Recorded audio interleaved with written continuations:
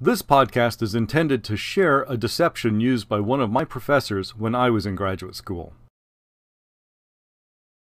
Dr. James Spivey's research focused on classical conditioning. Primarily, he would classically condition the human eye blink response to a tone, so his conditional stimulus was a tone. His unconditional stimulus was a puff of air delivered to the corner of the subject's right eye. The unconditional response to an air puff to the eye is an eye blink. It is also the conditional response. Remember, the unconditional response is a naturally occurring reflexive behavior. The conditional response looks much like the naturally occurring reflexive behavior on the surface, but can be differentiated from it with careful analysis. Let's look at examples of what I just said. Here we see the unconditional stimulus, an air puff, is delivered and the unconditional response, an eye blink, is recorded.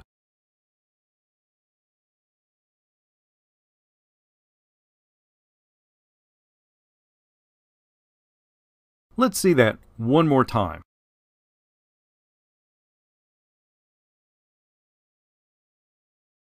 This time, a conditional stimulus, a tone, is being delivered. The tone will not elicit an eye blink, so it is a neutral stimulus in relationship to the behavior of interest, making it an ideal CS. The CS is followed by the US, which in turn elicits the eye blink or the UR. This is the sort of recording that we would expect to see early in conditioning.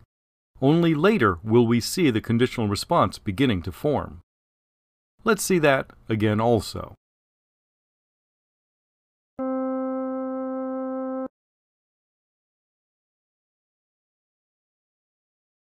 Now, about 70 to 100 trials later, we will see signs of conditioning taking place as the conditional response begins to appear near the end of the conditional stimulus. The CR is an eye blink, and it will have the eyelid closed when the puff of air, the US, is delivered, thus protecting the eye from the air puff. Notice that you can distinguish the CR from the UR. The beginning of the conditioned eye blink is not as smoothly or continually building as the reflexive eye blink. When watching the eyelid, a reflexive eye blink looks just the same as the conditioned eye blink, but it is upon this finer level of analysis that we can differentiate between the two types of eye blinks. And one more time, let's watch the sequence.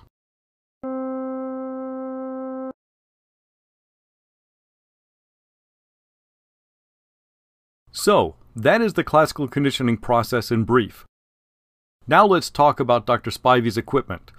He used a very carefully regulated air compressor to create his air puffs. He used a polygraph instrument to record eyelid movements in fine detail and parallel that information to a time scale. Of course, there was a door into the soundproof room where subjects were tested. There was a light box mounted on the wall in one corner of the room. This box was divided in half so he could illuminate either the left side or the right side of the box. There was a chair diagonally across the room from the light box where the subject sat. He had mounted a speaker on the ceiling to deliver his tones. He attached choice buttons to the ends of each arm of the chair so subjects could predict which side of the light box would light up after the tone ended. Subjects were told all of this. They were also told that the experiment was looking at eye blinking in relationship to a learning task. The task being learning the pattern of lighting the left and right sides of the box across from them. The idea being that as learning occurred, more eye blinks would occur.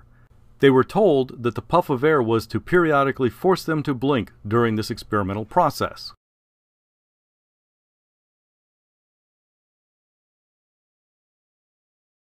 So, a typical trial would proceed like this.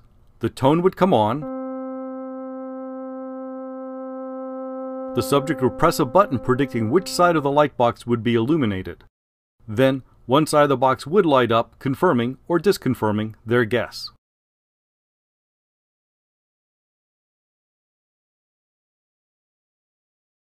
The next trial would proceed in the same fashion.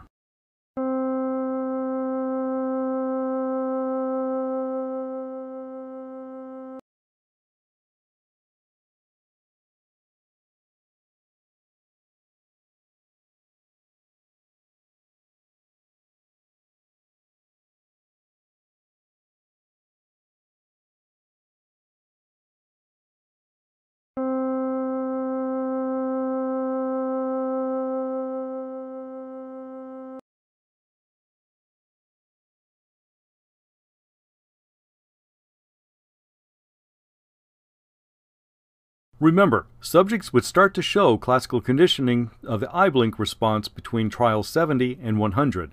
After conditioning, the response would be extinguished for ethical reasons. But what they were told was in large part a deception. There was no left-right pattern to the light box.